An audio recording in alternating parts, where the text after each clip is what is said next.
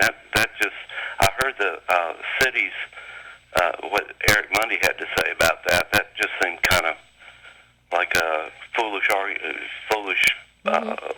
issue that the county's having, but I haven't heard the county's perspective on that, and I'll hang up. Bye. Okay, bye-bye. I'll be quick. I'll be honest, the county has no agenda. If we had any agenda, it would be the county's moving forward. What we have to do is, if the city is the one that's leading the charge on this, that's the way I look at it. I only speak for myself. The city is leading that charge. If it were up to the county, the time that our county staff spends is pretty well mapped out every day. With the city's, whatever the city decides to do, that will be added on to what the county has to do on a daily basis. So there's not an agenda from the county. We don't have one because we're not asking for anything at this point.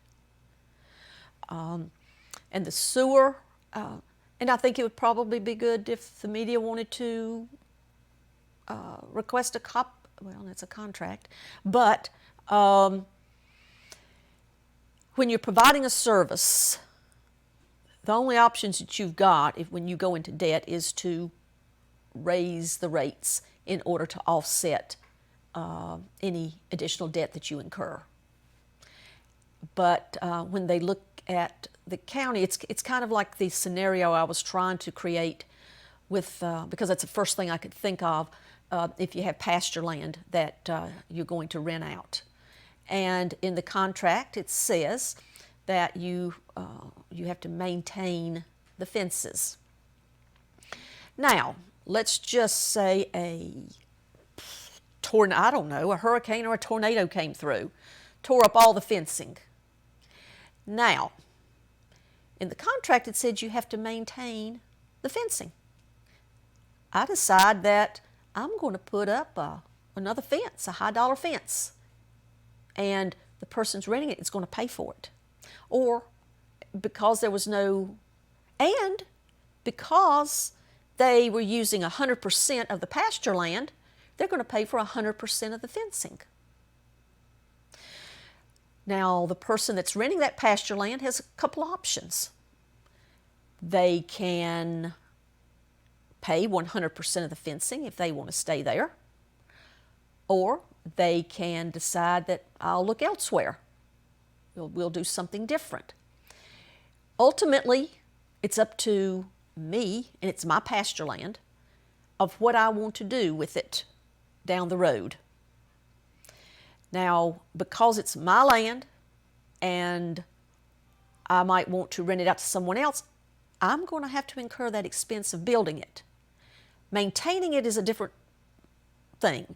You maintain the fences.